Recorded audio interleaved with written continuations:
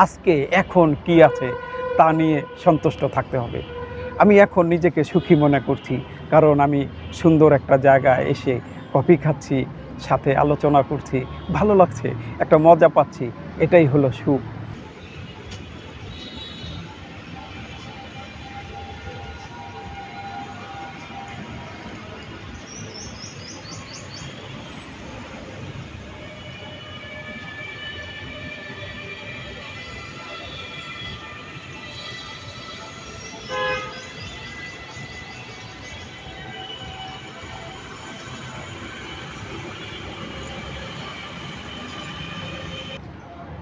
এখন আমি আছি ধানমন্ডি।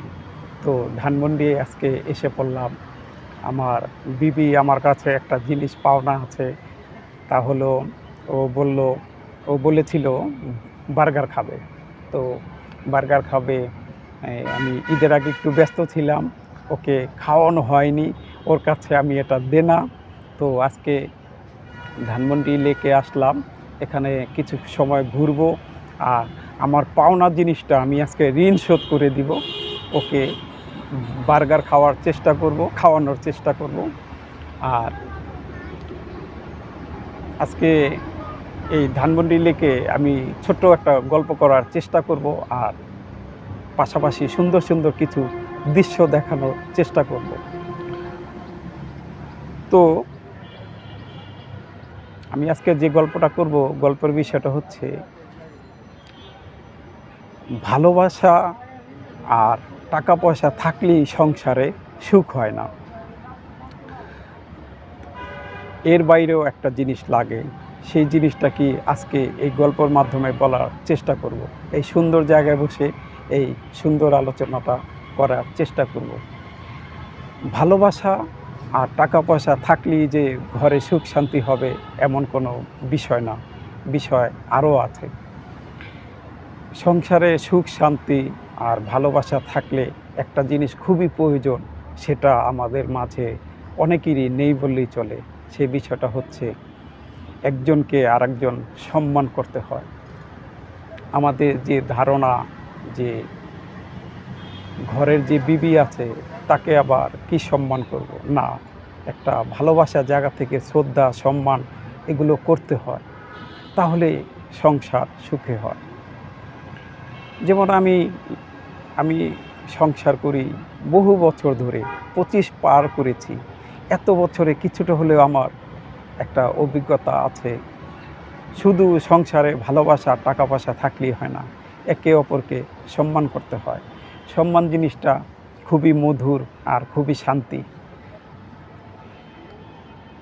আমি জানি আপনাদের অনেকেরই ব্যবসা বাণিজ্য ভালো না, কারণ ব্যবসা বাণিজ্যের অবস্থা খুবই খারাপ পরিস্থিতি, বিশেষ করে বাংলাদেশে, এমনকি সারা বিশ্বেই এটা হচ্ছে। ব্যবসা বাণিজ্য এখন মন্দা চলছে, কিন্তু এর ভিতরেই চলতে হবে। আর বিশেষ করে বাংলাদেশে যারা ব্যবসা করে তাদেরকে আরও একটা ভালো পরিস্থিতি মোকাবেলা করতে হয়। তো এবার যে গরুর বাজারটা গেল, ব্যবসায়ীরা অনেকেই গরু ফেরত নিয়ে গেছে, ভালোভাবে একটা দাম পায়নি। তো এক গরুওয়ালার একটা সাক্ষাৎকার দেখলাম আমি, সেখানে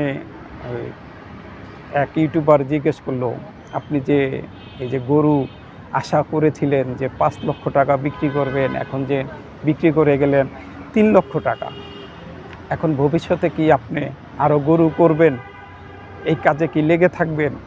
তখন উত্তরে সেই ব্যাপারই একটা কথা বলল, কথাটা আমার ভীষণ ভালো লেগেছে। তো আমার এই ভিডিওতে আজকে সেই কথাটা শেয়ার করব। সেই ব্যাপারই বলল, লাভ লস ব্যবসায় থাকবেই, আল্লাহ পাকের হুকুম, রিজিকে যখন যা আসবে সেটাই নিয়ে সন্তুষ্ট থাকতে হবে। এই কথাটা আমার খুবই ভালো লেগেছে, কারণ ব্যবসা বাণিজ্য ভালো মন্দ যে কোনো পরিস্থিতি মোকাবেলা করাটাই মানে হলো একজন ব্যবসায়ীর কাজ। তো আমিও একজন ক্ষুদ্র ব্যবসায়ী, আমারও ব্যবসা মন্দা যাচ্ছে, কিন্তু আমি এতে কোনো হতাশ না, কোনো হতাশা নেই আমার। কারণ আমি জানি আমার সংসার জীবন লং টাইম 25 পার হয়েছে, আমার ব্যবসার জীবনও 24 পার হয়েছে।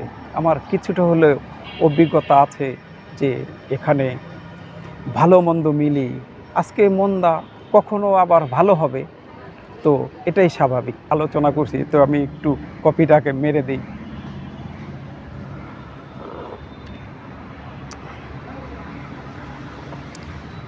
ভালো। তো বিষয়টা হচ্ছে ভালো মন্দ মিলিয়ে ব্যবসা যাবে, হতাশ হলে চলবে না।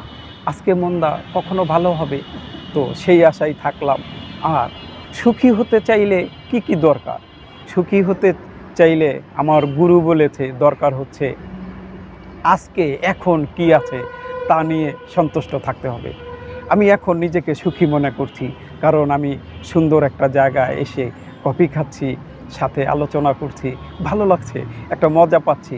এটাই হলো সুখ।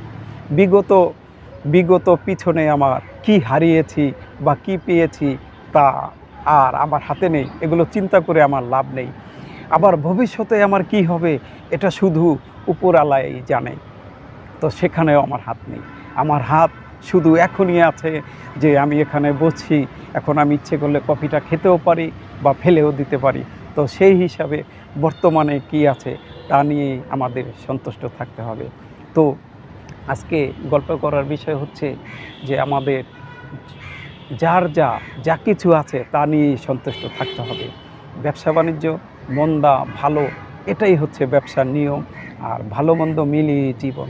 তো আলোচনার মেইন উদ্দেশ্য ছিল যে ঘরে কিভাবে সুখী হওয়া যায়, আর সংসারে কি ধরনের পরিবেশ সৃষ্টি করলে বা কি করলে সুখী হওয়া যায়, সেই ব্যাপারে আজকে আমি কিছুটা আলোচনা করার চেষ্টা করেছি।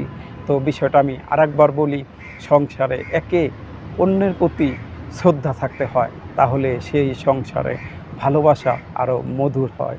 শুধু টাকা পয়সা আর ভালোবাসা থাকলেই কিন্তু সব হবে না। এই একে অপরকে শ্রদ্ধা করতে হবে।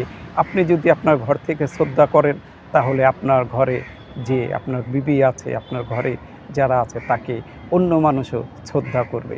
আপনি যদি নিজেই শ্রদ্ধা না করেন, অন্য কারো কাছ থেকে তেমনটা আশা করা যায় না। তো সে ব্যাপারে আজকে আমার এই গল্পটা করা। তো আমি বরং এই গল্পটা এখানেই শেষ করি। দেখা হবে, কথা হবে অন্য কোনো দিন, অন্য কোনো ভিডিওতে, অন্য কোনো গল্পতে। আল্লাহ হাফেজ।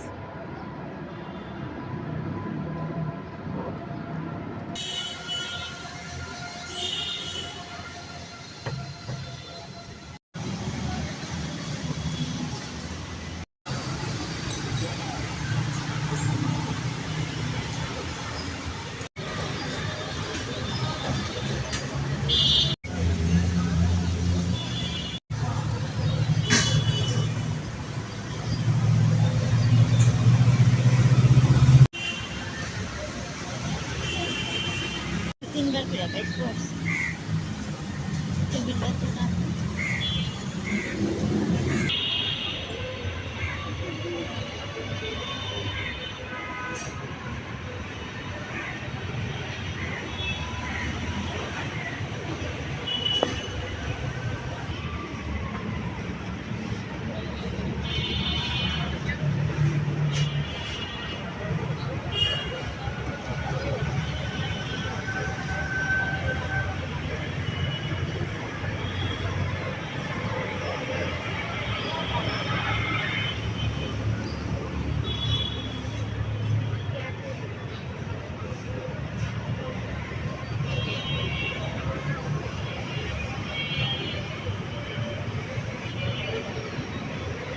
কি করুন